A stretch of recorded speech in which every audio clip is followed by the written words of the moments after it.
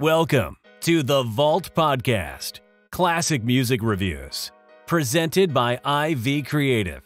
Now, here's your hosts, B. Cox and the crew. Greetings and welcome, ladies and gentlemen, to another edition of the Vault Podcast, classic music reviews, presented by IV Creative. It's a perspective of the classics from a fresh point of view. We appreciate you for taking your time and lending your ears to our perspective. You could be anywhere listening to anything, but you're right here with us, so we thank you. With you today is yours truly, B. Cox, and I have with me in the place to be my boy J.O. here with us, joining us on the Vault Classic Music Reviews Podcast. We want to thank him and, of course, thank all the fans out there stateside and worldwide. Guys, we took a break last week, and our numbers were just as good as if we released a hot episode off the presses. So thank you all for continuing to support the show and listening. We know that the word is getting out there. We have some old listeners out there, but a lot of new listeners who have tuned in. If you've tuned into us within the last month and a half or so, we want to say welcome. Thank you for joining us here, and we hope that you continue to stay along in the vault as we take this musical journey through the 1990s and into the 2000s here, reviewing the classics. As a reminder, you can join us at vaultclassicpod.com. Once again, that's vaultclassicpod.com. There you can check out all the episodes, information about guests that we've had, also leave a review, also leave a voice note, and you can check out our merchandise store where you can get t-shirts, hoodies, tumblers, coffee mugs, iPhone cases, stickers, all of that. We have all those at our merchandise store, and make sure that you're going to our Buy Me a Coffee page there, the coffee cup shaded in yellow on the bottom left-hand corner. There, you can drop a monetary donation to show us that you appreciate us and support us so that we can make sure that the vault stays open for many years to come. Once again, that's vaultclassicpod.com. That is vaultclassicpod.com. As we always say here on the vault, our motto is hashtag open the vault, hashtag nothing but the classics, or MBTC. And today, Jay, we're going to go back 25 years ago. And we're going to go back to the debut studio album of none other than the late, great rapper DMX. It's Dark and Hell is Hot, released on May 19th, 1998 on Def Jam and Ruff Ryder Records. Recorded between September 1996 and January 1998. The studios this was recorded at is going to get a kick out of this, Jay, of course. Quad Recording Studio in New York City, Chunk King Studios, Soundtrack, Powerhouse, and none other than right in our backyard, New Horizon Sounds in Capitol Heights, Maryland. One of the most popular recording studios that we had back in those days. I can remember being a high schooler and also being an aspiring rapper during that time, and everybody wanting to get into New Horizon. So the big studios everybody wanted to go to back then were Omega and New Horizon Sounds. And being from PG, that was really the place that a lot of people wanted to go. And then when we found out that DMX was recording this album there, it grew a whole nother mythology. So I don't know, I'm pretty sure you were aware of that back then, right, Jay? That it was being recorded, some of it was being recorded at New Horizons?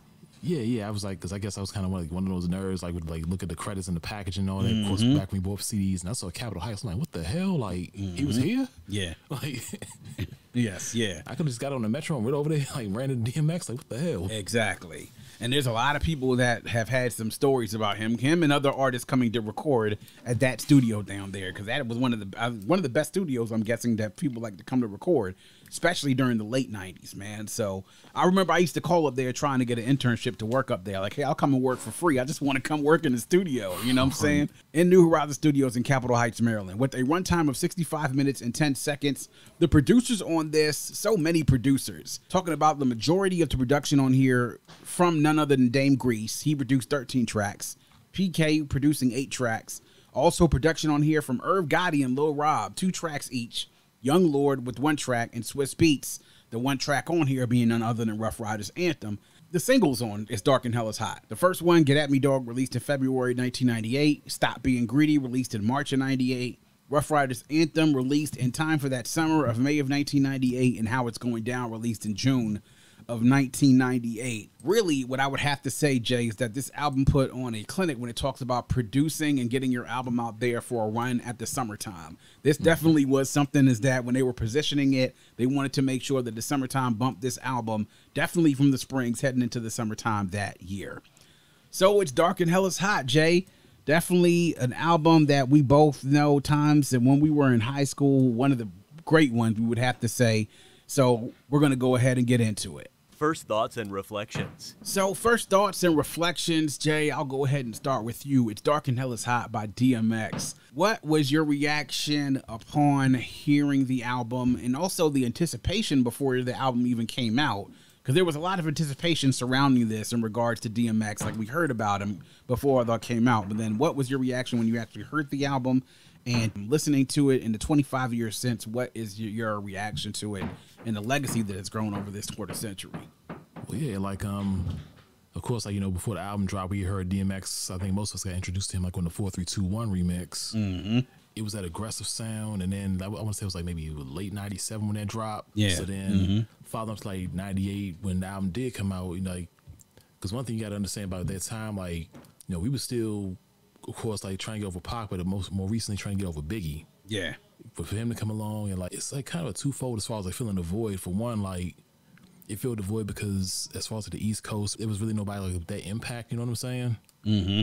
I mean, yeah, you had Jay-Z, Nas, everyone like that, but I mean, it also filled the void as far as like, you know, somebody like being back on that street vibe, you know what I'm saying? Yeah. Because like Jay-Z kind of had like that, for lack of a better term, like Big Willie style, even Nas, you know what I'm saying? But like DMX was like completely like the opposite of that. Street, yeah. Yeah, like straight street. So like, you know what I'm saying? Even like on the Get Me Dog, was like Back to the Streets. And then like, you know what I'm saying, heard the album. And of course, not a much of a diss to X. I wouldn't say he was the most like lyrically complex, but he was kind of like similar to Tupac in a way. He wasn't lyrically complex either, but he put so much emotion to his stuff, like you really felt him. You know what I'm saying? Yeah. The concept as far as like knowing his background and everything like that, and you know what I'm saying. Like, of course, some like the songs on there, like it really like made you feel him, especially, you know what I'm saying. Because I don't think anybody was like doing prayers at that time on the album. Yeah. You know what I'm saying? It's like those prayers and like, yeah, I don't know if you remember like back then, like. I remember like friends called me up like playing that joint over the phone when we like do that with our friends, so like that. Like one friend, he did that because I hadn't bought the album at the time, but like we was like dead silent for a good maybe 10 seconds after that, like trying to get ourselves together. Yeah, buddy. Yeah. And then, but like listen to it now. Of course, you know what I'm saying. He's no longer with us, but then makes you remember the impact of the album. You know, it's kind of funny. Like I remember like it came out in '98, and I want to say maybe early '99. Of course, he had already released a second joint by then, but then. Of course, like this is during the mixtape days, and I don't even think too many people notice about like that. I'm gonna say either the second or last verse on "Get At Me Dog," but like how pretty much he actually dissed Tupac. Yeah, like and I remember in high school, like nobody believed me with that verse. He just switched Tupac's name for K Solo's name. Yeah, exactly. So, like, you know what I'm saying? Like, okay, good. I guess it's a good thing they didn't like put that out there because that would probably like leave a bad taste in a lot of people's mouths and stuff like that. And then try to say he a Pac wannabe, which I never thought, but right. The more ignorant folks of it, like, so. Of course, it's always going to be out there. Yeah. And the comparison was going to be there. Bald head, the no shirt, the do-rag. You know what I'm saying? So it was a lot that people could draw the comparison between him and Pac, obviously. This album, I mean, let's say, and I'll go back with you. Let's go back to 1997. We started to get the hype from DMX. The mixtapes and then the features run was absolutely crazy. It was the 4321 that he got out there where he burst through the door on that, right? And we're talking about a verse that had already crazy verses with Method Man, with Rep Man, and then also that verse from Cannabis, which started the whole Cannabis LL thing. Right. And DMX just burst through the door on that. We've seen that Apollo performance of 4321 and how the crowd absolutely lost it once DMX came out there. I mean, really, literally commanding the crowd. But then it was his verse on stuff like 24 Hours to Live. Again, another standout performance. Money, Power, and Respect. Like, I've just put down 3 heavy hitter features that somebody has, and that's probably all within the like maybe what 3 to 4 months. Like, we're talking about you back to back features that hit like that. That's when, you know, the notice of the debut album started to come out, looking at those source issues. And, you know, of course, coming soon, the date starts to come out there, the anticipation. Then the single comes out with Get At Me Dog, had all of us waiting, right?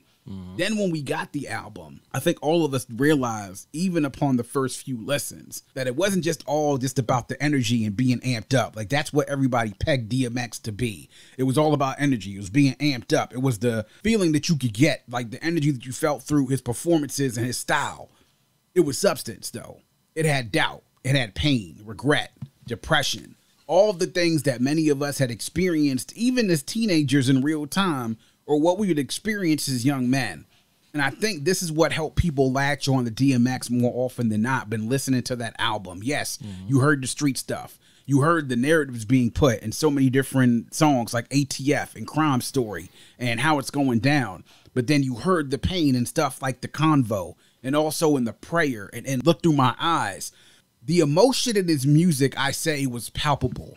It's something that you just could feel. And I said this, I think, many other different times. I think also around the time we did the episode when he passed away, sort of like the way that Tupac and Scarface could, was better and also a master at conveying his emotions through his music that it touched fans in a different way than when other artists did it. You just felt DMX's music, right? Even back then as teenagers, not having gone through shit, like gone through nothing in life, really. But being able to understand and, for lack of a word, relate to what it was he was going through. Because, I mean, the street things are one thing, right? But the emotions are transferable. Those are things that are transferable between different things in life. You can tell that emotion and you know what it feels like if you've experienced what he's experienced. That's, to me, what really got us going. But man, like I said, it was entertaining. The music was hard hitting. Part of it felt like, you know, like a rap song, but in other parts of it felt like a movie, right? When we talk about rap albums being cinematic, I felt like this rap album was cinematic in so many different places. Like, I tell people, the BET TV show Tales, right? There are at least 3 to 4 songs on here that would have made a damn good episode of Tales. You know, ATF would have been a great one of Tales. Crime Story would have been a great one of Tales. The Convo would have been a great one of Tales. I mean, you just keep running through them. All of How It's Going Down would have been a great episode of Tales. Yeah. Having somebody that could tell these stories, that could tell street tales, that could give you street stuff, the music be gritty and grimy, but then also be vulnerable at the same exact time.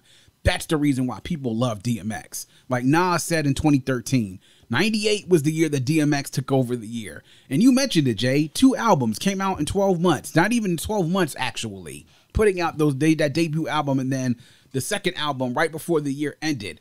And also, people got to remember that Belly came out in 1998 as well. So DMX's star was so bright during this year. Like when I said when he passed that he was bigger than everyone else in the game, I meant it. He was bigger than everyone else in the game. Because people have to also remember too, Jay, Volume 2 didn't come out until that September. And people didn't start getting singles from that until the end of the summer. So that summer, DMX and Ruff Ryders, when it came to hip hop, with a select others that were also in the game, ran the game. So that's really how big it was. It's just getting that energy, but then also getting that street stuff and also getting that vulnerability is what helped a lot of us latch on to him. And we never really let go until the moment he departed this earth.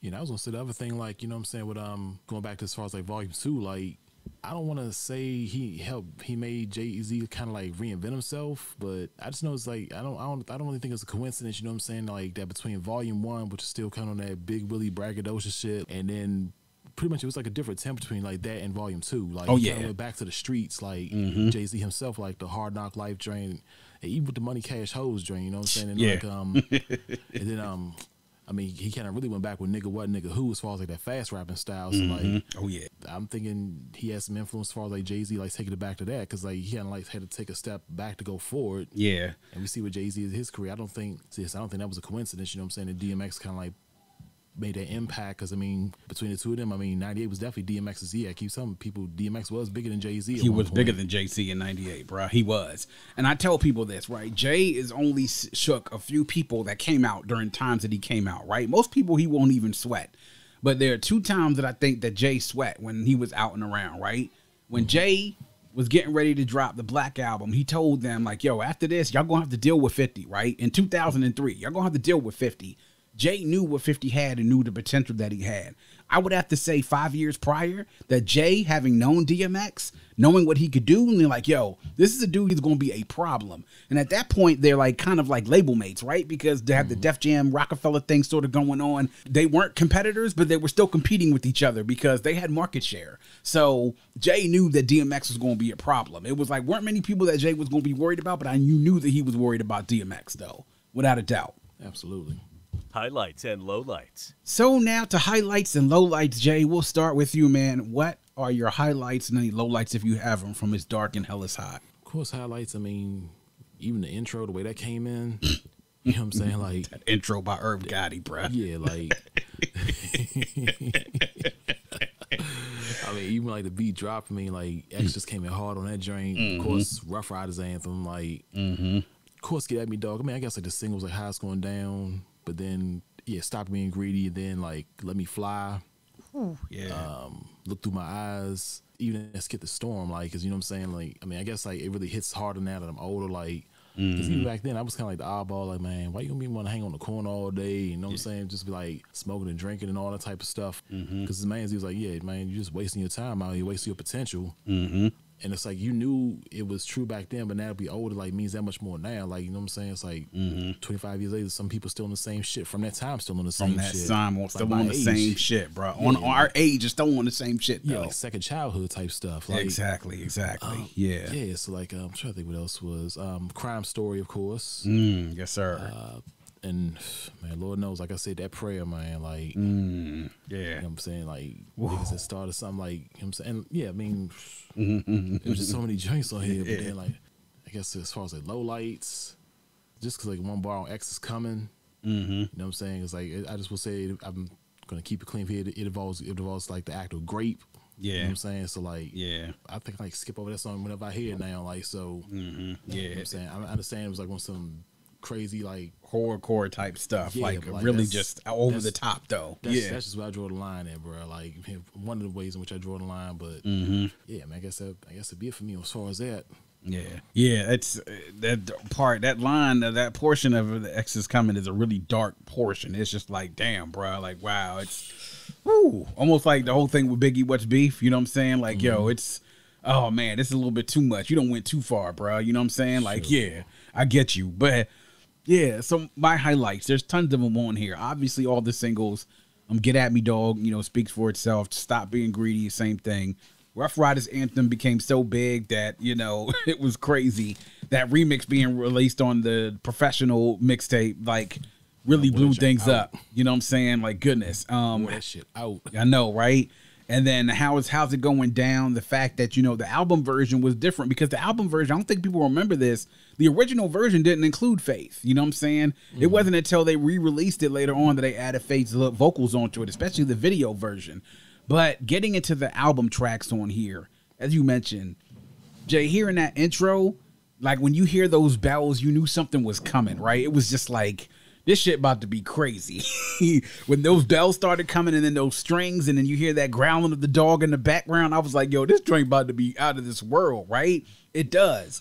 Look Through My Eyes I was listening to that earlier this week, man, and I was like, yo, this is the type of thing I talk about, like the pain that you can feel, like that type of thing that you can feel is present in a song like that. Just absolutely out of this world.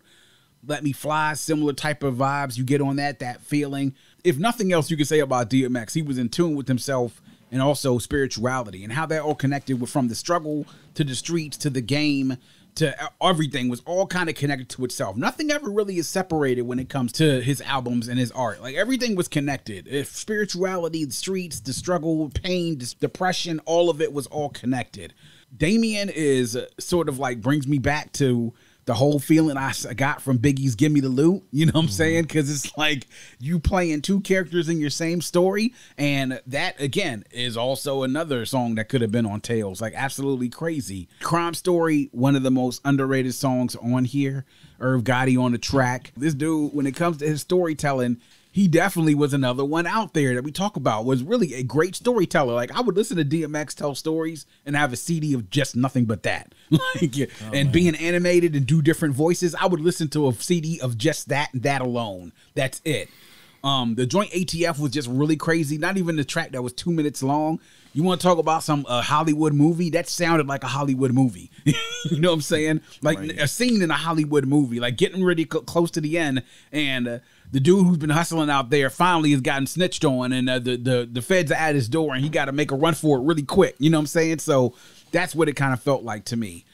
The prayer into the convo was, like you said, man, sometimes you listen to that and you had to take a moment to just sit and chill with it because it was so powerful, the words in it. And it wasn't like something that was overly complicated. Like you said, DMX is not someone who is lyrically complex, but the fact that you could feel what it was that he was saying. I mean, in the prayer saying, I think I mentioned this too when you and Damo had that whole thing about his death. We were talking about it, and he said, if it takes for me to suffer for my brothers to see the light, give me pain till I die, but please, Lord, treat them right. I mean, goodness. Man, the type of stuff, he knew how to be able to do things like that with these prayers that he did on this album and so many of his other albums afterwards, man. He really found a way to be able to get into a way to tap into the spirituality. Like, even if you weren't God, I went to church every Sunday, you know what I'm saying? But whether you believed in God, you know, deeply believed in God, or you were into the scripture or whatever, this was something that made you feel spirituality a different type of way that I can't really even explain it, to tell you the truth. And then the convo is obviously another part, just almost like the other side of the coin of Damien, right? Where the devil's making him do certain things and making a deal with the devil in order to get certain things that he wants. But the flip side of it is his conversation with God. Talk about like the duality, the yin and yang of things. That's one thing. Another thing that DMX has been great about doing during his career. One of my favorite albums to end a track ever on a hip hop album. Niggas Done Started Something. To end the album on this track, my goodness. You want to talk about everybody on here spitting nothing but fire? I mean, to have Sheek come out off the break, just tearing it up. Hey, yo, let's get papers and pop mode, hoes up in the skyscrapers and condominiums overlooking our drug capers. New York City, the only way to play is gritty. I want cheddar so we can front up in the 850. Like, I mean, just coming up off the break with that. Then to bring it off with a verse with Mace. And Mace, actually, like a different Mace that we had heard on Harlem World, and a Mace that we were used to hearing from when he was on Bad Boy. I tell people, like, yo, that wasn't Bad Boy Mace. You were hearing Murder Mace on there. Mace, yeah. You know what I'm saying? Then the LOX on there, you know, of course. I mean, Sheek, but then also Kiss and Styles.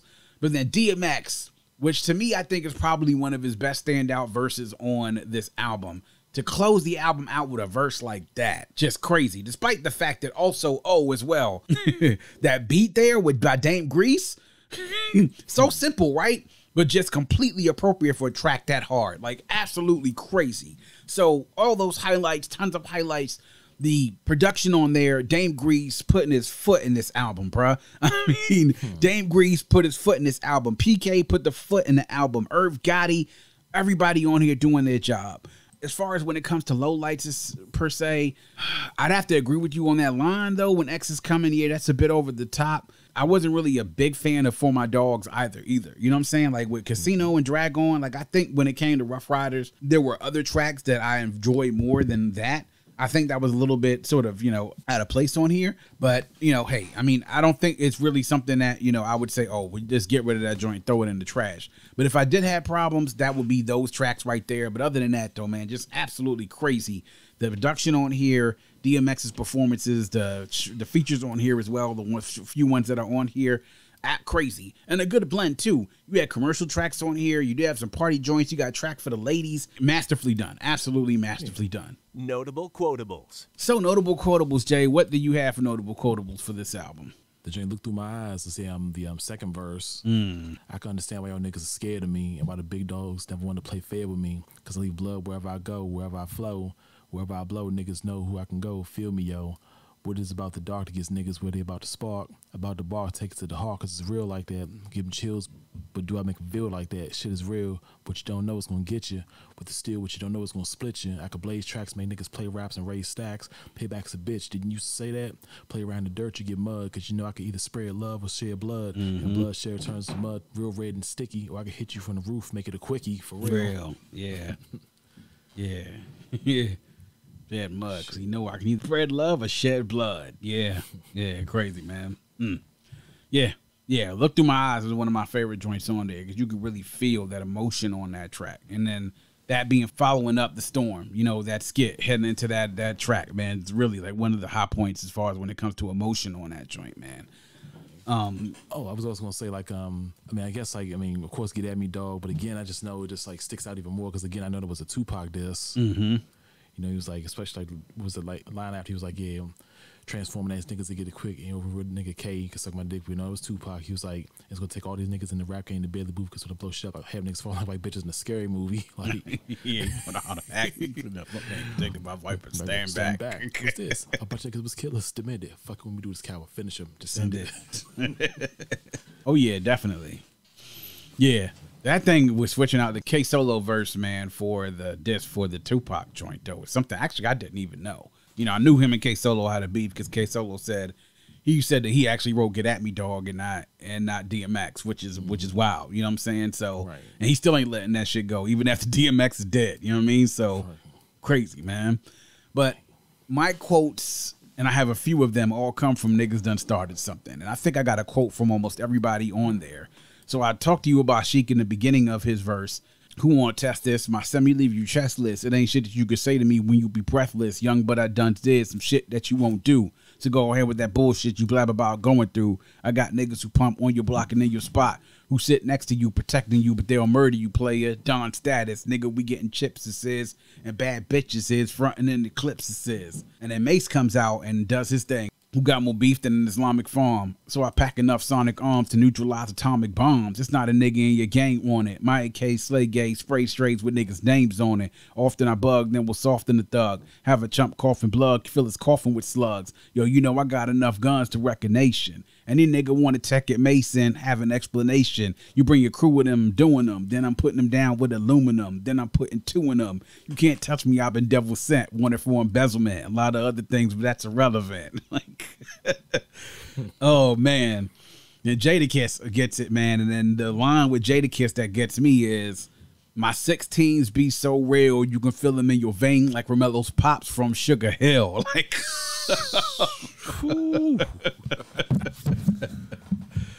oh man, Jay be the cause for the kiss at your wake, cartel lips spitting clips at your face.